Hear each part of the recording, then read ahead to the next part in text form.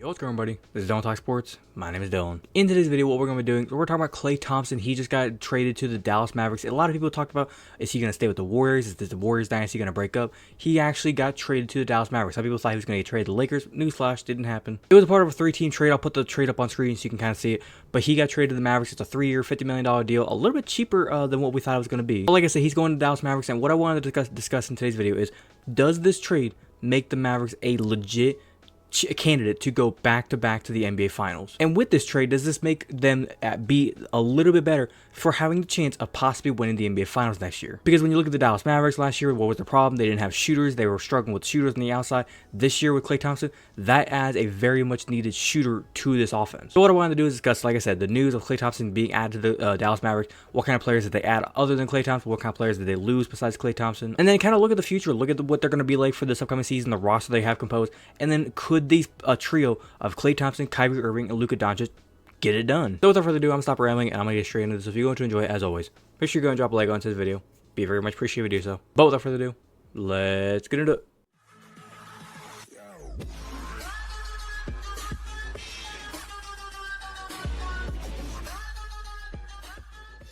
All right, first up, as we know, like I said, Klay Thompson, he's leaving the Golden State Warriors.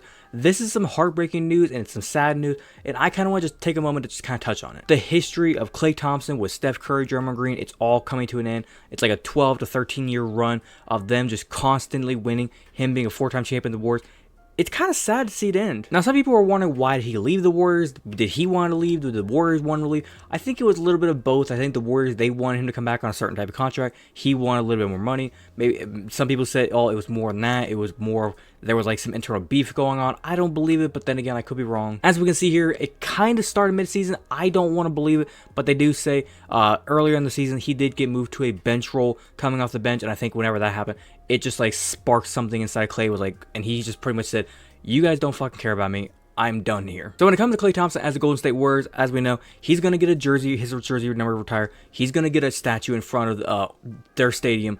He's going to be a legend within the Golden State Warriors franchise. Now getting on to the Dallas Mavericks. Like I said with the point of today's video, he's going to pretty much make the Mavericks this much better than versus what they were last year. Now, there's a lot of people out there saying, oh, this team's in the Western Conferences, the Dallas Mavericks is not going to just very easily go back. They got a lot of teams to compete against. You got the Timberwolves, you got the Nuggets. They're going to try to get better this season, even though the Nuggets are they're actually dropping off a little bit. One analyst wanted to try to say, oh, the Clippers are going to be better. Oh, the Lakers are going to be better. Haha, that's funny. No, they're not. I realize the Suns are there, but they're still like in this very weird, like they think the trio is going to get a job done, but they're going to need something else besides just those three. And they don't have shit, but when you look at the Dallas Mavericks, they actually have a team. I mean, as you can see here from the 2024-2025 season, the Mavericks have a solid squad still on the team. And it's not even just this team. If you come up here to the top and you can go in the 2025-2026 season, they still have a good chunk of the roster on the team for the year after this year. Like, you're going to have Luka, Kyrie, Klay still.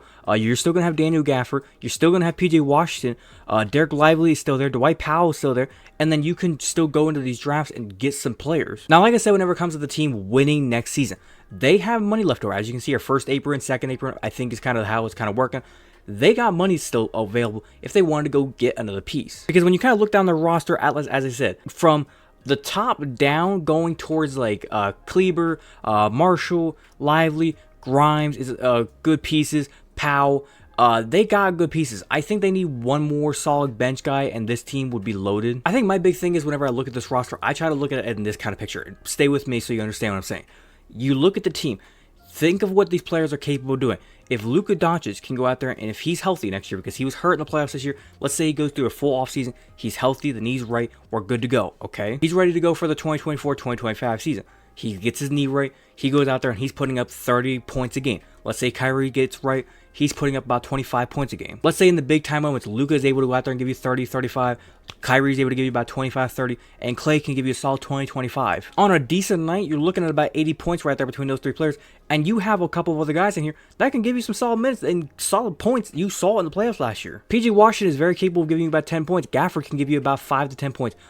Derek Lively can give you a couple dunks and alley-oops, and he can give you about 10 points. Like, this team is no pushover. They have a chance to go back to back. Now, something I want to say for all the analysts and the big time shots, most importantly, Kendrick Perkins, he's out here talking about, like I already said, he thinks that the Lakers are going to be better than the Mavericks. He thinks that the Suns could be a top team. I agree with the Timberwolves. I agree with the Nuggets. The Mavericks are a legit team, and people just are sleeping on them. Like, they want to say, oh, it's so difficult to win in the West. It's not going to be that easy for them to just go back to back.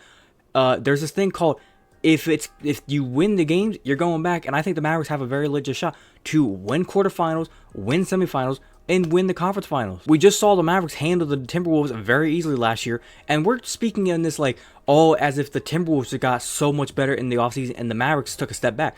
The Mavericks got better. The Timberwolves are still kind of the same. Maybe they got better. I haven't kind of seen if they added anybody like big time, like we just saw the Mavericks do with Klay Thompson. But last time I checked, the Mavericks are adding players. They're getting better. The Lakers didn't do shit. The Suns didn't do shit. The Timberwolves didn't do shit. The Nuggets are losing a couple people, so they didn't do shit. Every time I open my phone, the Mavericks are the only ones that are actually doing something and signing people, getting better players in there. And if one of these other teams are going to be able to go out there and knock off the Mavericks in the playoffs, you're going to need to bring your A game, because Luka in the playoffs, he's a different animal. And last year he showed he's the next fucking GOAT in this NBA century. If he plays his game, Kyrie brings the finals experience and brings the veteran experience, because he's getting up there in age. He's a veteran now. Klay Thompson can bring his veteran mindset over from Golden State and brings that championship mentality to, and can go out there and play his game. If he wants to prove the Warriors wrong about getting rid of him, go out there and drop 30 points a good night. When the playoffs come around, go out there and put up 20, 30 points. Hit a bunch of threes. Make them regret getting rid of you. And to kind of wrap it up, I think the best thing of all, if the Klay Thompson can get his opportunity, if the Mavericks can play the Golden State Warriors in the playoffs, you better cancel your week, because that's going to be the best series of the entire playoffs. And to kind of wrap it up, like I said, to answer the question, the Mavericks, I think, can go back to back. They have the chance right now in front of them to go back to back. The Western Conference is loaded, but I think the Mavericks are going back to back. It's going to be them in the Western Conference Finals. Winning the Western Conference, I think they can get it done. I seriously think they can get it done. They're going to be in the Western Conference Finals. If they don't get to the Western Conference Finals, we got a problem. Like Houston, Dallas, we got a problem. But other than that, I think I'm going to wrap up there. Hopefully you guys did go and enjoy this video. If you did enjoy, as always, make sure you go and drop a like on this video.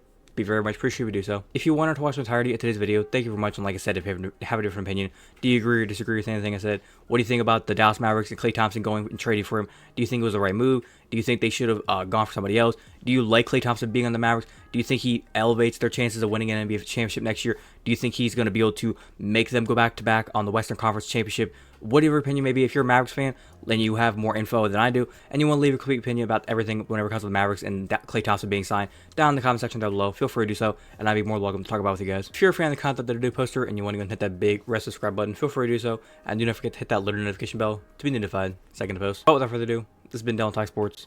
Have a great day. Peace.